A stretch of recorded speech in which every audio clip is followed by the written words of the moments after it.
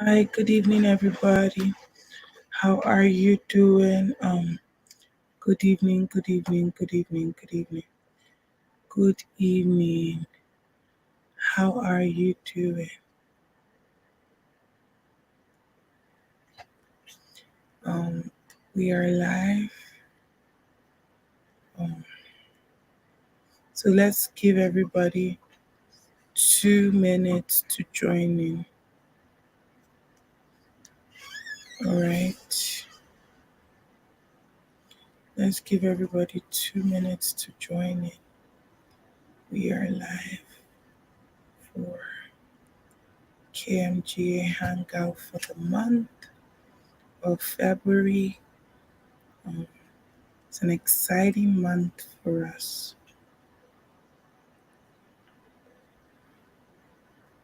It's an exciting month for us. So, call your friends, let your friends know that we are live. We are live and about to do things differently, about to live life differently, and about to totally embrace the best of God for us in this season. Hi, everybody. Welcome. Let me know where you're joining us in from. All right. Let us know where you're joining us in from. And in the chat box, good evening, good evening, good evening, good evening. Welcome. Just trying to set out some notifications that we are live. All right. Talk to me in the chat. Where are you joining in from? Where are you joining in from? Let me know in the chats. Hi, everybody, and welcome to class today. Hi, Rachel. Welcome, welcome, welcome. Welcome, everybody. Today is going to be short and sweet. Not going to take a whole lot of your time. Yay, Kano, Nigeria. I really want to visit Kano. I think the only time I've been to Kano is flight I had to catch. So I would love to visit Kano, joining from Lagos, Nigeria. All right, so while we wait for more people to join, to let your friends know it's a free and open house session in KMGA. So anybody can join. So you can tell your friends to join in. You can send them the link to join in and have them be a part of this. Hi, Hepzibah, darling. How are you? So today we are supposed to talk about come up hither. Now, this is not a coaching term. It's not something coaches say to people like come up hither. It sounds like a pastor is trying to preach to you. So when God told me that in this year of focus, that the word for this month was come up hither, I had to um go through my notes and just ask God what He really wanted us to bring out to you that would be useful for your business, for your life, for your new seasons, for the things that God has for you, and all of that. So, um, today we're going to be having varying conversations. One of the things that God had me do was He had me bring out notes, and some of the notes I'm going to be teaching you from are even from 3 years ago, 2 years ago, and He had me bring out those notes and to have these conversations with you. So I'm quite excited that you are here. All right, so we are going to start by understanding apostolic architecture. Apostolic architecture.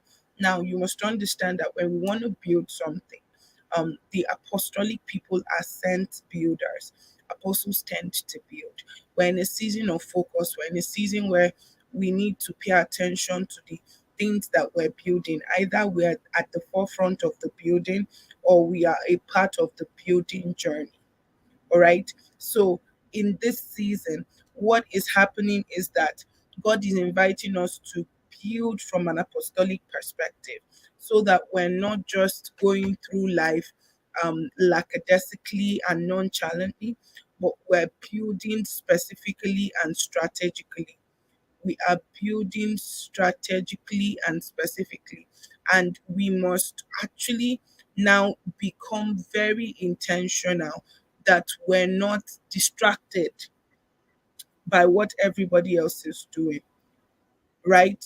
So I'm a part of the building process. I'm not looking at what this person is doing, that person is doing. I'm not paying attention to what everybody else is doing. I'm minding my business. I'm facing my front. I'm paying attention to the things that I'm supposed to be doing in this season, in the now. I'm paying attention to being specific, being intentional, being strategic about my expectations and building according to God's expectations for me. So I'm not just joining the cruise of what everybody else is doing. I'm actually paying attention to the things that God will have us do in this season or have me do in this season. Are you with me? And so for this reason, I want you to be particularly intentional about this hangout. Yes, it's going to be laid back. We're going to take notes, we're going to gist, and we're going to break things down in simple ways. But at the end of the day, I want you to leave today's hangout and go back to the drawing book. I want to I want you to leave today's hangout and go back and say, this is what I'm doing that I'm not supposed or I was not supposed to do in the first place. This is how I'm building that I wasn't supposed to build in the first place. All right. So if you're with me, can you talk to me in the chat? I don't want to feel like I am talking to myself. All right. Say, talk to me in the chat, respond to me in the chat, and let me know that you are with me and you are paying attention to what I am saying.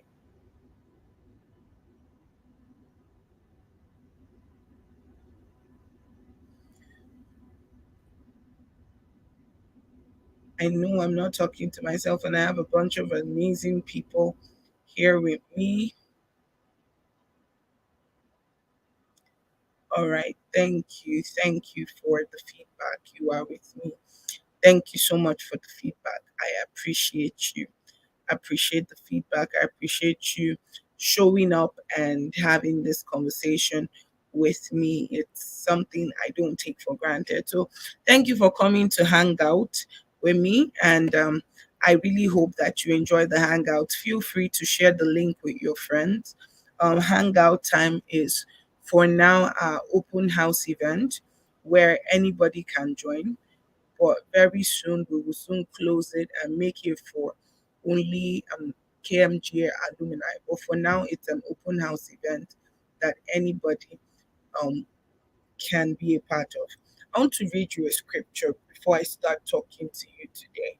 All right, it's from First Corinthians chapter 3, verse 10. It says, according to the remarkable grace of God, which was given me to prepare me for my task, like a skillful builder, I laid a foundation. Now another is building on it, but each must be careful how he builds on it. Each must be careful how he builds on it. So I want you to understand something. We're all building something. Whether you are at the forefront of the building, whether you are at the back end of the building, wherever you are, we are all building something. We are all building something. There's something that God is having us build in this season, and we must all pay attention to it, because if we don't pay attention to it, it will now become a case of a case where we are all stuck somewhere all of a sudden, where everybody's just doing everything and whatever it is that looks right or seems right or sounds right to them, without any target, without any focus, without any guiding picture. So one of the things that ensures that the building is built right and things go right is architecture.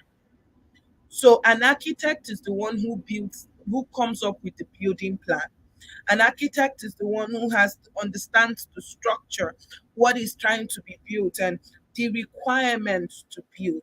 So an architect knows that if I want to build a high rise, for example, I'm not just going to go out and, you know, dig any a careless foundation and then start building. An architect understands that, okay, I need to pay attention to the materials that will be used in certain places of the house, and I need to pay attention to certain things that need to be done and how they are going to be done. So I'm not just going to be very careless about what's going on. I'm going to pay attention and be intentional about the outcome that I want. And so, as and I know we're talking about come up hither, and I'm going to draw a conclusion towards the end of it, but I'm going to bring out certain thoughts today that the Lord has laid in my heart over the years. All right. And so, as a wise master builder, as one that must build accurately and build focusedly, you must understand number one, what are your core values? What is important to you? Listen, what's important to you may not be important to me. For example, with me, integrity, accountability, and consistency is everything, and teachability. These four are breakers for me. These four are very important to me. And so for you, it could be different. All right. For you, it could be a different set of core values. But I have my core values. I had to get to that point where I said integrity is important to me.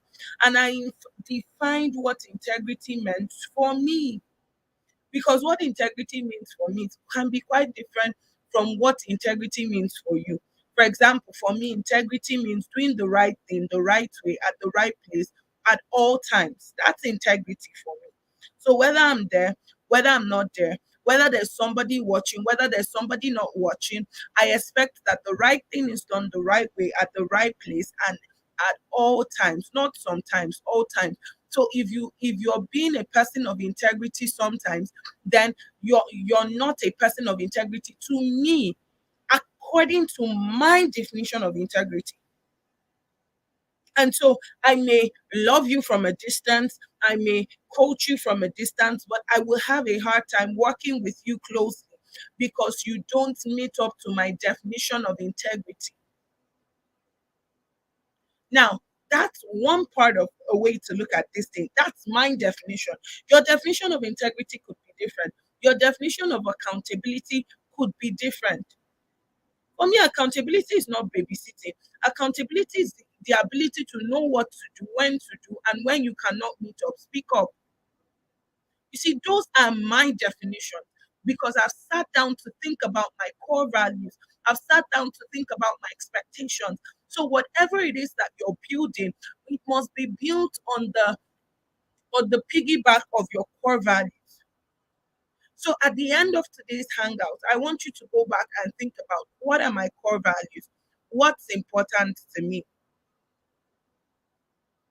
And why is it important to me? Some people may have honesty as their core value. That's fine. Nobody can determine your core value for you.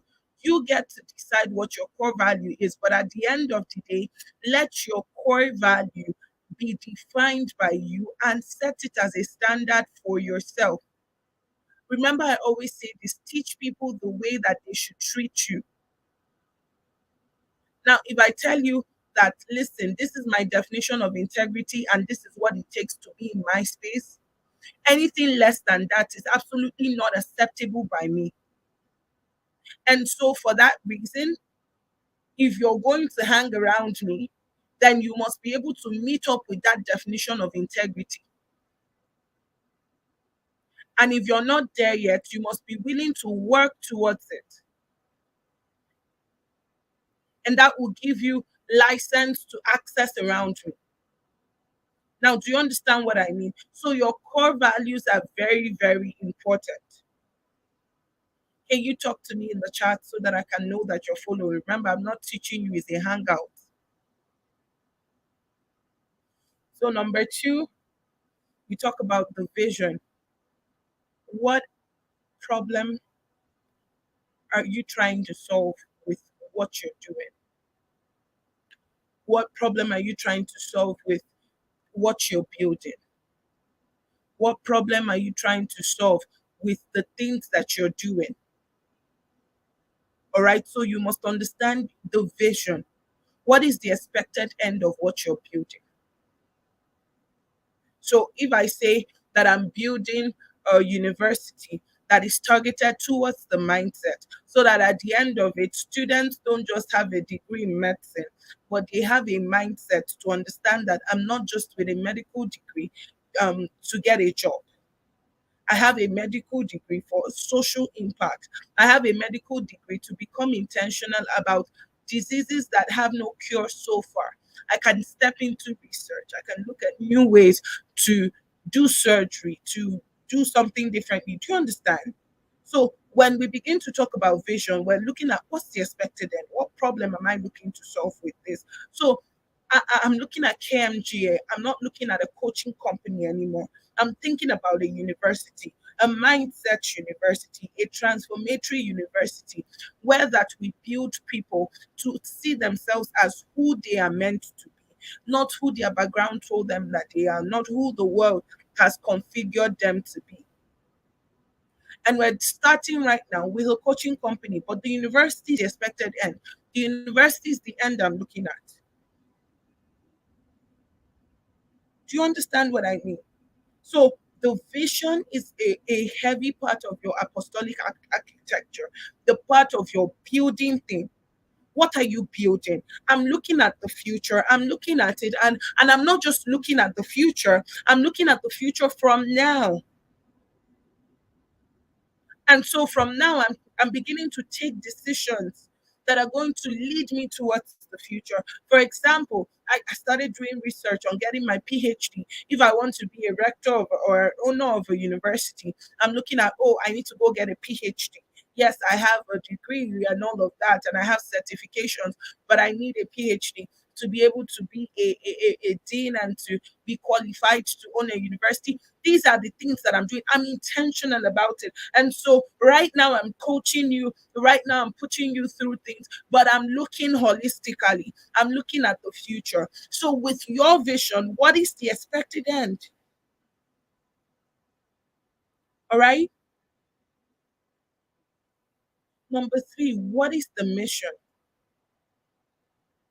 So if the vision is the expected end, the mission talks about the mandate and the specifics of the assignment. So when I begin to say that, oh, the university offerings, for example, and this is how the university will achieve what it wants to achieve, and this is why we're doing what we're doing. So, what is the mission? The mission statement is very, very important. So that anybody who picks up your mission statement and reads it, we don't, okay, and I'm going to say this when you're writing your vision and your mission statement, we don't want to be confused. I want to be able to pick up your vision and your mission and read it in your absence, and it will make complete sense to me. I want to be able to read it and not have questions to ask you. Let it be clear for the dumbest person. Let a 10-year-old pick it up and understand it. Be simple and specific. Don't say, I'm going to change the world by 2030. How are you planning to change the world by 2030? What are you planning to do to make the world better as you journey? So look at the big picture. Be very, very specific. So the reason for this hangout is to make you think, is to take you back to the drawing book, is to help you know what parts of my life do I need to upgrade? Where do I need to get skills in? Where do I need to work in? Where do I need to put a little more focus in? Maybe I need to read more books about understanding vision. Maybe I need to understand what a mission mandate is and begin to build my own mission mandate. Or maybe I've been living my life based on everybody's expectation, but you must be very, very clear. Number four is, who are you? I know that's supposed to be the first thing, but many times people build their assignment around their identity. And is that supposed to be a good thing, right? But I hope you know that your identity is limited to your level of light. For example, if I come now and I say to you, Mercy, you're going to be, you're going to own bakeries across Africa. Your first response to me is to say amen because you believe it's a prophetic word. But the truth is this: you have not owned that reality. You have not owned that reality to a point where you come in and you say, I am going to own over how many countries are in Africa? Over 70 bakeries, at least one in every country in Africa. So at the point I met you, you probably just believe I can own a bakery somewhere in the city that I live in. I can own a bakery in 3 cities in Nigeria. That's your identity in that moment. But the moment you begin to have a clear core value, you have a clear understanding of the vision, you have a clear understanding of the mission, it is very easy for you to step out and say, I am the owner of the largest bakeries across Africa. I have at least 5 bakeries in every country. At that point, you don't have anything, but because you stepped into an understanding of who you are. So Jesus came to the disciples and said, who do men say I am? Who do men say that I am?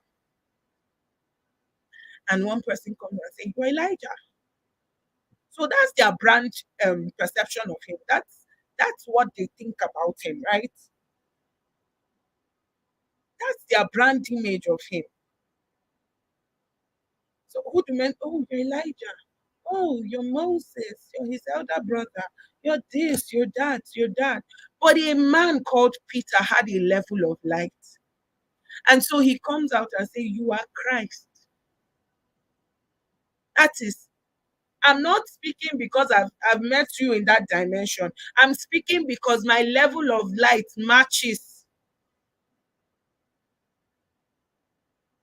Do you understand? My level of light matches it. I'm speaking to you from a space. I'm speaking to you from a realm. I'm speaking to you from a dimension. I'm speaking to you from a place of light because I've seen the vision. I've seen it. And so Jesus said to him, flesh and blood did not reveal this to you. That means the circumstances around did not show you this. Is somebody with me? Do you understand? So who you are, as much as it should be the first question, you must understand that your identity goes through a series of discovery. And so as you expose yourself to light, as you expose yourself to knowledge, as you expose yourself to more, then you're ready. Oh, thank you so much, Joy. So Joy says she loves the t-shirt that she wants one. And please, this is a KMGA brand t-shirt moving into billions. We have several different shirts. The link will be posted in your groups afterwards, and then you can order for one. You can order for one. It's quite easy to get one. We can get it to you in 7 business days or less, right? So you must be willing to give the time process to your identity because you every day you wake up, you must intentionally say, today I'm going to grow a little more. For example, today I have sat down with 3 hours of a teaching and I was taking notes, I was writing things down, not to come and teach you, not to come and show you superior knowledge. But I did all of that to reveal that, okay, oh wow, there is more. I'm learning from people, I'm exposing myself to life so that as I am evolving,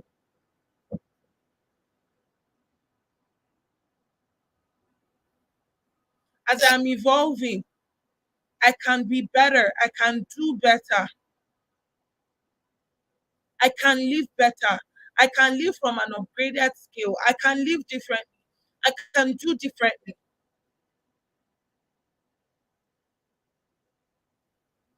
All right. And then, in part of understanding who you are, you must understand that there are layers. There are layers to you. There's not just one part of you. There's not just one dimension to you. There are layers. Think about it like a painting. There are different layers. There are different shades. There are different ways that we can step into an awareness of who we are. And then another dimension of who we are we need to understand is that we must be fluid.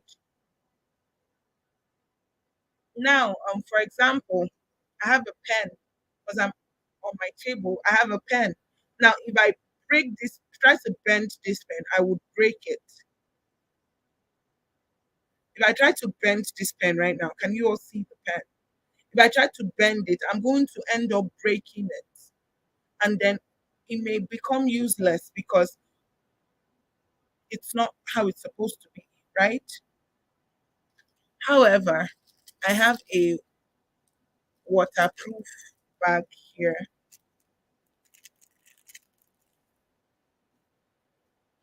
I have this waterproof bag. If I do it like this, nothing happens to it. I can still do like this. I can I can decide to flip it inside out. If I'm careful enough, I should be able to flip it inside out. The point of this is this: be fluid, be flexible. Now, when we begin to talk about the mindset, you realize that there's two kinds of mindset, and you can actually go back to our archives of videos to see a series that we did on the mindset. It was the mindset reset bootcamp. It was a private video before, but now we've opened it up so that you can go back and watch it. All right. Now, be fluid, be able to be flexible. Don't say no, this is how I am, I cannot change. I cannot change. I remain the same age to age. You don't even know the extent of who you are. You don't understand the depth of your possibilities. You don't understand the full picture and the expectations for you. So you must be flexible. You must be flexible. You must allow yourself to live different, to do different, to be different.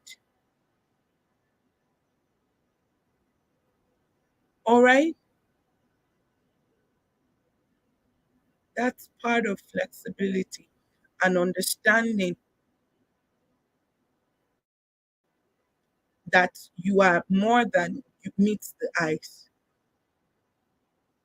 You are more than meets the eyes. So there is no box for you. There is no limit for you. There is no underestimating you. You are far better than you think. In fact, you are your own greatest limitation. And that's why we're all encouraged to have a growth mindset. So be intentional to know I am not perfect, I am in progress. I am not perfect, I am in progress. That's the posture that we're expected to have. I am not perfect, I am in progress. I'm not perfect, I'm on a journey.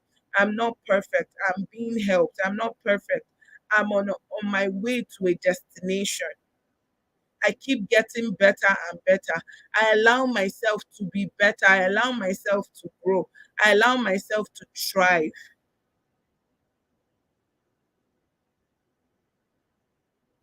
Do you understand? So you get better. You come out fluid. You look at yourself differently.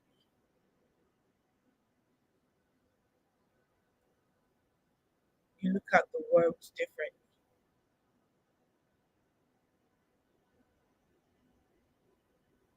Have I convinced you or confused you up until this point? I want to know, how are you doing?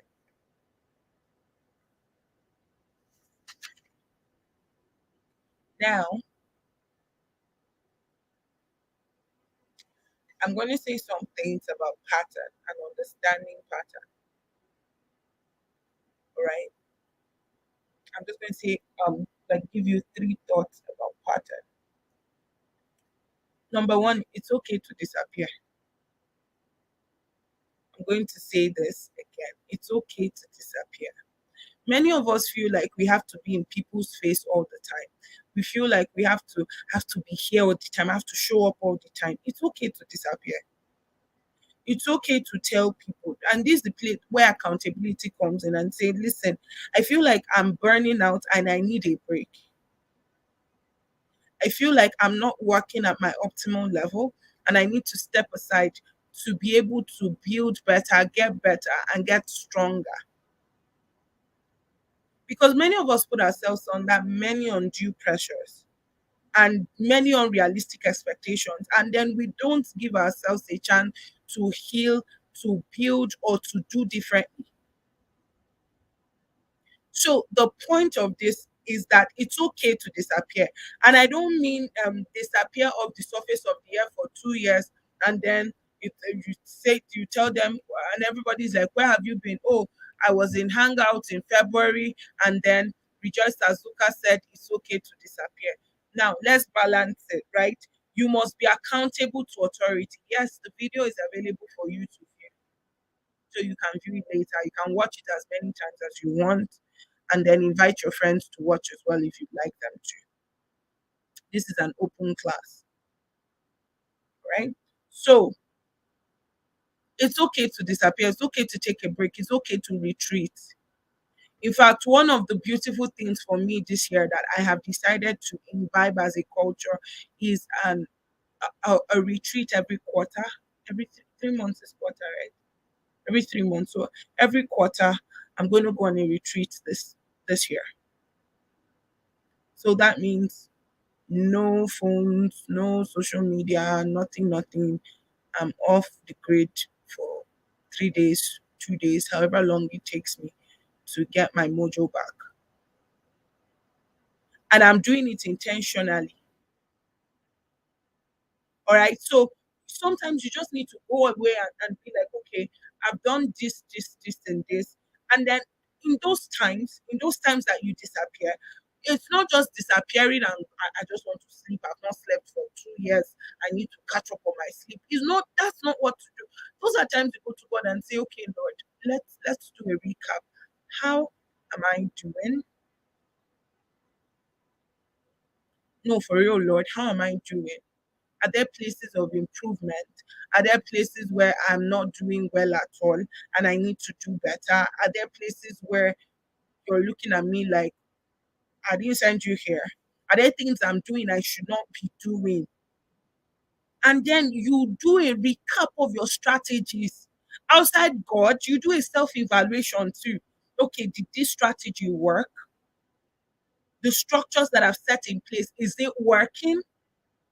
You see, you begin to ask yourself this question because many times we just come through and we're like, okay, project completed. And then we believe that that's the end of it. The thing is this, many times when we do projects and things don't go according to plan, we begin to, what's it called, do ad hoc things, additional things like removing things. Okay, this one was supposed to happen, but it couldn't happen. We couldn't meet up. So let's use this one to substitute this one and all of that. So you need to come back afterwards and say, okay, this was done. Yes, it was a success. Hallelujah. How did we do? How did I do? How did I react in situations? How can I do better? There is always better. So don't allow yourself to believe the lie that this is the say, no, my God, this is the best. I've arrived. No, after me is me, no other person. Is a lie. You can do better. So you must intentionally evaluate. All right. So number one is okay to disappear. Number two, refuse to be misled by people. Insist on being led by God. Refuse for people to mislead you. See, let me tell you something. Everybody has an opinion for you. Everybody has an opinion for you. And so that means that I can come to you and say, Becca, Hmm. See the way you carry your hair. It does not match your face. Like, it distorts the beauty of your face. The beauty of your face does not come out. Then Fumi can come to you, Becca, and say, Becca, this your hairstyle. My God, brings out your beauty. Your beauty, full spec. The beauty, there's nothing that's messing with the beauty. And then somebody else is going to come and tell you something else. Somebody else is going to come. By the time you subject your ear to everything that everybody's saying, you will never be able to make a decision. So be careful who has your ear. And even if they have your ear, subject what they say to the word of God. Ensure that what they are saying is not them trying to protect you away from destiny. Because many people mean well, many people want to protect you, many people want to keep you, many people want to say to you, oh, my darling, don't stress yourself, don't disturb your life, don't do this, don't do that. Many people want to do all of that, but very few people will allow you to take risks and say to you, okay, I know this thing looks risky, but go ahead and do it anyways. I know that this thing looks overwhelming, but I've got you. Be very careful who has your ear. So refuse to be misled by people and pay attention to the leadings of God's Spirit. And then number three, don't compare, compete, or mirror. What did I say? Don't compare. Don't look at your vision and what God said to you and say, oh, God asked Grace to do bakery. God asked me to do bakery too. What about if her vision is bigger than my vision? What if her vision has stomach and my own does not have stomach? What if the vision he have bum bum, my own does not have bum bum? Not like that. Just flat everything. Worry. Oh God, why would you give her big vision and give me small vision? You give her big bum bum, give me small one. God, it's not fair now. I'm not your stepchild. The truth is this: the definition of mega is impact. How are you maximally impacting where God has sent you? Some of us have 10 talents, some of us have 5 talents, some of us have 1 talent. All of us are mega. Your definition of mega is your ability to make impact at the optimal stage of what God has called you to do with it. So don't compare yourself. There was a time when people were so excited to see a woman doing ministry, and they would tell me things like, oh, you are the Catherine Kuhlman of our generation. And I was very quick to turn to them and say, no, I'm not. My name is Rejoice Azuka. I am the Rejoice Azuka of my generation. I'm not comparing myself to Catherine Kuhlman. She's an amazing woman of God. I honor her labors. But guys, if Catherine Kuhlman had to be alive in our days, I hope we all realize that she has to learn how to use social media. There are things that she has to learn, unlearn, and relearn. So each of us are placed in a dispensation based on God's ability in us. So we must not put ourselves in a position of comparison. It's just like saying, oh, I'm not a good teacher because I cannot teach like TDK. I cannot teach like Just TP. I cannot teach like Oba. I'm not them. My name is Rejoice Azuka. I say the roughest things with a smile on my face, and you will be laughing, but the cane will still be flogging you. Do you understand? So we must realize that we will not compare, we will not compete. So you realize that I'm not in competition with anybody. I understand my assignment. I'm focused on my lane. I'm not comparing, I'm not competing, and I'm not mirroring. As much as we have mentors, we have people we look up to. But the Bible says something, guys. The Bible says, follow them as they follow Christ. So that means that I am following them to the extent that they are following Christ. They are not my main image. My main image is Christ. Christ is the one I'm mirroring. So it is Christ in them I'm following, not them per se. I am following Christ in them. I'm paying attention to Christ in them. I'm moving with Christ in them. So do not compare, compete, or mirror. Number four, when God sends you to someone, take their strengths and fix their weaknesses. Listen, no one is perfect. No one has it all together. We are all work in progress. When God sends you to a place to learn, you must learn to take their strengths, fix their weaknesses. There were people that before I started coaching, God told me, study this person, study this person, study this person, study this person. I studied. Before I started ministry, God put me in certain positions around certain people. I studied. Were there things I did not like? Were there things that hurt me? Yes. It is blood that is running through their veins, not anointing oil, not Goya. As much as you love it to be, it is not what is running through their veins. So, what do? I take their strengths and I fix their weaknesses. What you say, oh, your style of leadership, you're so relational, you're so this, you're so that. Well, I worked with some very unrelational leaders. And so I made a decision, okay, I'm going to be relational. However, I'm going to set up boundaries. Now you see the balance. So you take their strengths, you fix their weaknesses, not to be better than them, but to learn that there is better and to apply better. All right. And finally, about modeling, always learn that God's mind is priority. Always learn to ask God for your blueprint.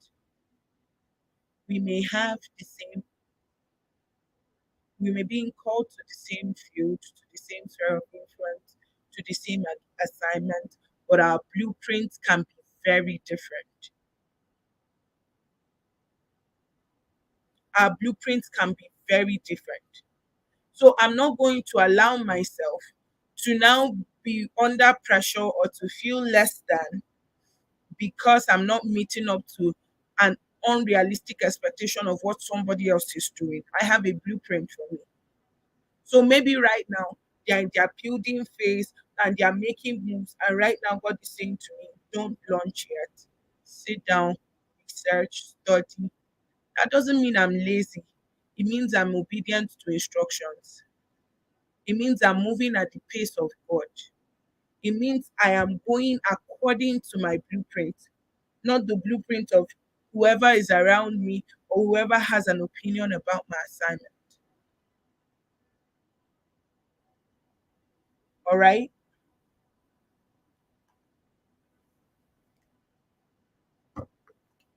So we must understand that there's a structural plan to every building, and that's why we have a building plan, and that's why that the blueprints are very, very important.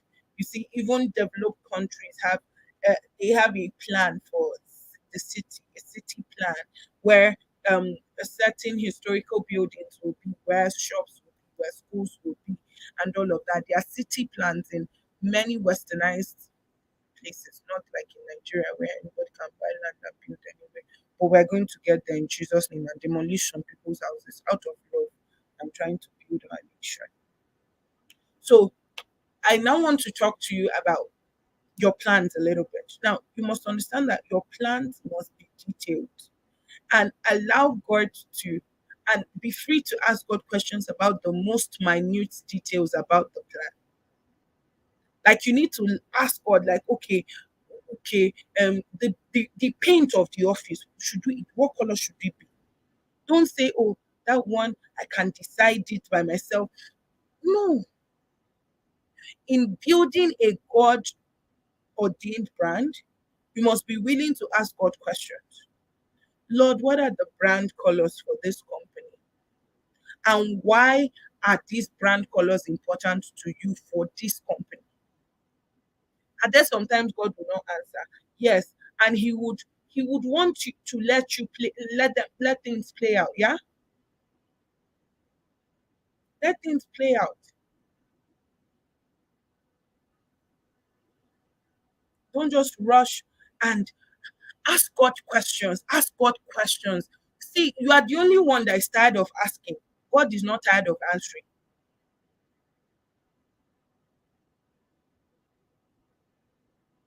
I was telling a close group coaching I was doing, was it 2 weeks ago? I was telling them about a course that the Lord will have us launch soon.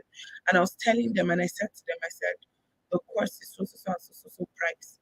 And I'm not even afraid to charge it because I asked God and He said, go for it. This is what I want you to charge. Yes, you must be willing. I told a story 3 days ago. What was it? On Valentine's Day. We're not planning to do any Valentine's Day sale. We were not planning to because all our courses right now are low ticket courses. So we're not planning to do it. But that night, God told me, He said, do this sale this way. I said, God, we're not doing it though. Everything is cheap right now. Everybody should just go and find the money. Things are cheap. But God kept insisting. Guess what? Obeying God was an answer to people's prayers. Do you know how many people came inbox and were like, thank you. We prayed and God just used you to answer our prayers. All it took was just saying one yes to God. Pay attention to minute details.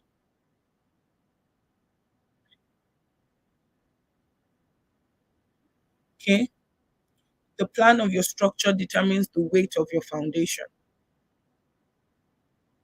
An architect does not say, take this is a rough blueprint of the house. I'll put in the toilet later. I'll put in the kitchen later.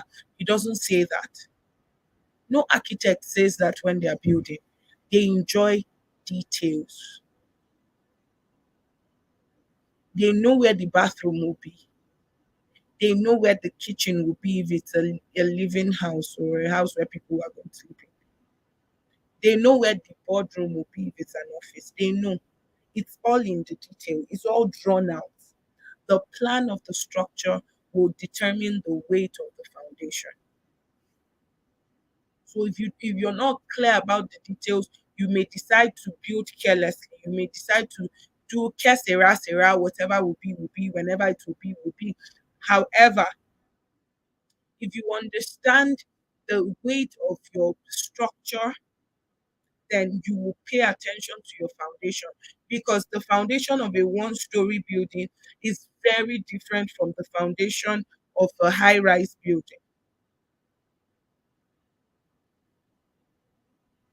So, at the end of this class today, I want you to answer 3 questions for me or for yourself, anyways, because you're not going to share it with me. You're going to answer it for yourself and keep it for yourself. The first question is, who sent you to build what you're currently building? Who sent you? Because some of us are running and I'm passionate about teenagers, and then you go and open teenage ministry. I love mentoring women, and then we've opened women ministry. Many of us are doing things out of passion that we were not sent to. I know we've been told that passion is a great indicator of purpose, but sometimes passion is an addendum to the things that God has called us to do. For example, I can tell you I'm passionate about women, and then I'll tell you I'm sent only to women. But there are men that I'm sent to. There are men, even on this call right now, that I am sent to, and that it is my voice by God's grace that speaks to their season. It is my voice that by God's grace aligns them to destiny. And so if I decide to say I'm sent only to women, there is a whole number of people out there who are going to miss out because I have limited my assignment. So number one, who sent me to build what I am building? Number two, do you have a plan? Do you have a plan? Many of us are like, I'm just going to go and God is going to show me everything along the way. I agree with you. I love your faith. I stand with you in faith. I really, really believe in the things that you're speaking about and you're saying. But can we, for a second, just look at the big picture and see that it is not so? That for us to build something that would be legacy oriented, that would outlive us, we actually need a plan. That's why before a partner would partner with you on a business or something, they would ask you, "Can I see the business plan? Can I see that it's been put on paper somewhere? Can I see that something has been written about what is being done?" So, do you have a plan? Number three, are you building according to pattern? Are you building according to pattern? Remember that as you build, things are not always going to be like lollipop, sweet and soft and making all the right sounds like ice cream and all perfect and all beautiful. Not always, darling. I wish it was, but it's not. However, you must understand that tension is an opportunity for growth. Tension is an opportunity for growth. And don't just end your life on paper.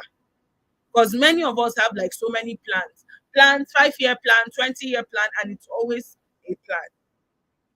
But normal people have great ideas, legends have great execution. Normal people have great ideas, legends have great execution. A great execution did not mean that everything went smoothly and perfect. It just meant that they were willing to dare to step out and they didn't care what it cost them, and they saw the results of what they were building. All right? Wow, it is almost 6 o'clock, and our hangouts are supposed to be 1 hour long. What shall we do again? All right, so I'm going to wrap up with this.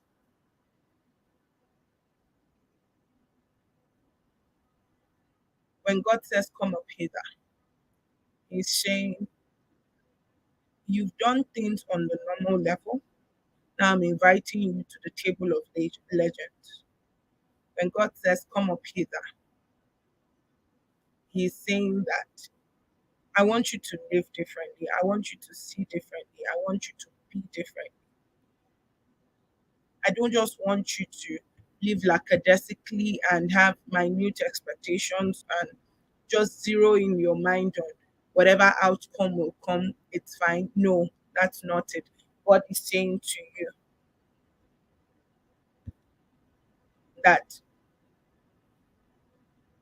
okay, first, before what God is saying to you, I was reading last night and I saw something. And person said, lack is a word that we have invented to describe the known effect of an unknown cause.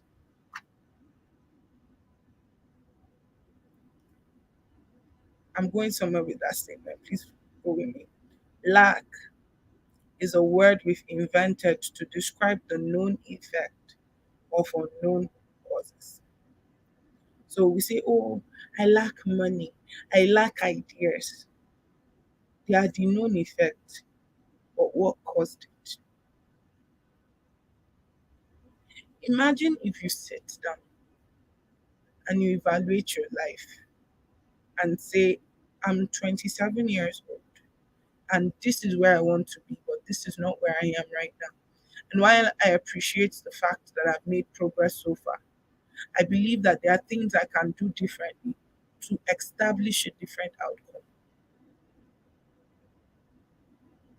And do it at the different aspects of your life, your personal development, your spiritual life, your marital life, your finances.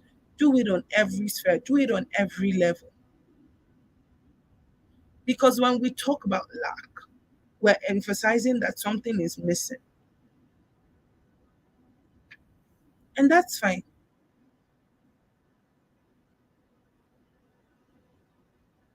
The necessary condition for crisis is that nobody expects it.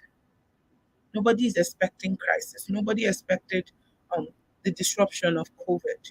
Nobody expected that the world will not go back to normal. That's a crisis. But now you do not live on the plane of the crisis. You go up, you step up, you excuse yourself from that plane, and you say, if I want to live above, then I have to go above. If I want to be a leader of change in these times, then I have to be willing to invest and do things different. If I want to expect a different outcome, then I have to ascend differently. I have to press differently. I have to live differently. I have to be different.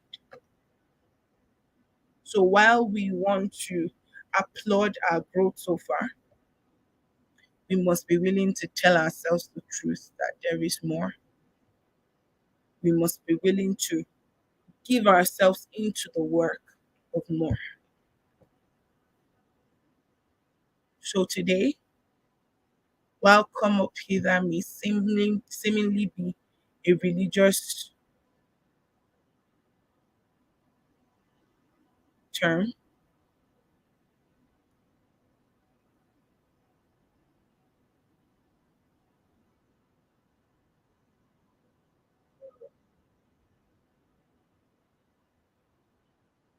while that come up hither may seem to be something we say in church, tonight I say to you, you have lived life on the same level as disruption.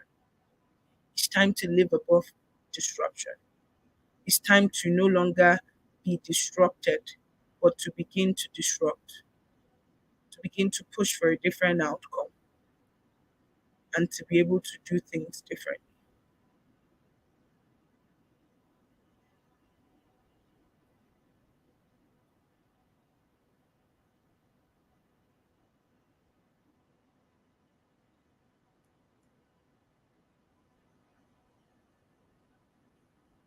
All right, so now I'm going to take questions for the next 3, 4 minutes, and then that's it for this month's hangout. I hope you enjoyed yourself today, because I did. I did. I know that the thoughts seemed random, but I know that they all connected at the end somehow.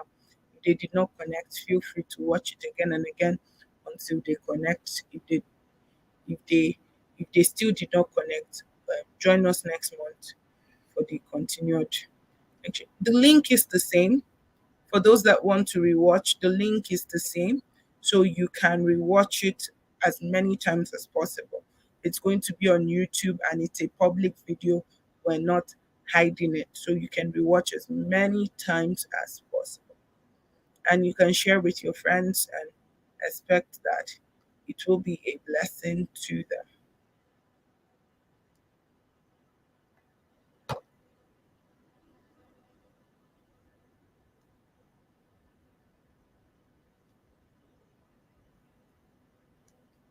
All right. Any other questions? We try to keep the hangouts around 1 hour.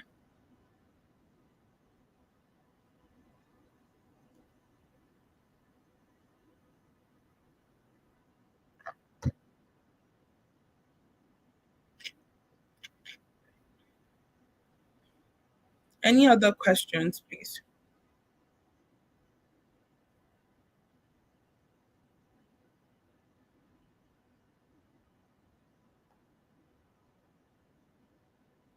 Any other questions?